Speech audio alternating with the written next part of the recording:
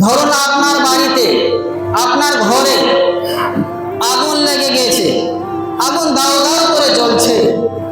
আর যে বাড়িতে আগুন লেগেছে ওই বাড়িতে আপনার আদরের সন্তান, আপনার আদরের পুত্র শুয়ে আছে, ঘুমিয়ে আছে।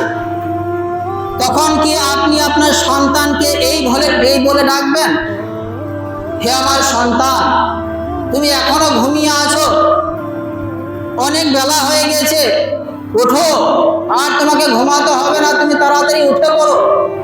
আপনি কি এইভাবে বলবেন? না, আপনি কিভাবে বলবেন?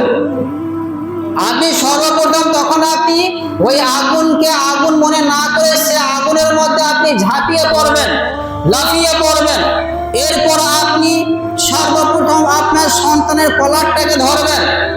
কলারটাকে ধরার পর ওই আগুন থেকে নিজের সন্তানকে রক্ষা করার জন্য, বাঁচানোর জন্য আপনি রাস্তা পথ খুঁজবেন, দরজা জানালা খুঁজবেন, যে কোন দিকে বার হলে আমি আমার সন্তানকে এই আগুন থেকে রক্ষা করতে পারবো, বাঁচাতে পারবো। সেই সময় আপনার হাত পুড়ে যাবে, আপনার পা পুড়ে যাবে, মাথার চুল পড়ে যাবে, চামড়া পড়ে যাবে, কিন্তু সেই দিকে আপনার কোনো খেয়াল থাকবে না। সেই সময়ে, সেই মুহূর্তে আপনার মাথায় একটা জিনিসই ঘুরপাক খাবে, সেটা হলো আমার সন্তানকে আগুন থেকে রক্ষা করতে হবে।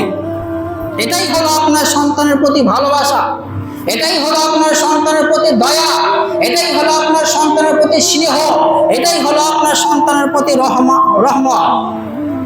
কেন? এই সামান্য আগুন যদি আপনি সহ্য করতে না পারেন, তাহলে আপনি সন্তানকে বাঁচাতে পারবেন না। কিন্তু কাল কিয়ামতের মাঠে কঠিন জাহান্নাম থেকে, ওই কঠিন আগুন থেকে আপনি আপনার সন্তানকে বাঁচানোর চেষ্টা করেন না? যে জাহান্নাম এত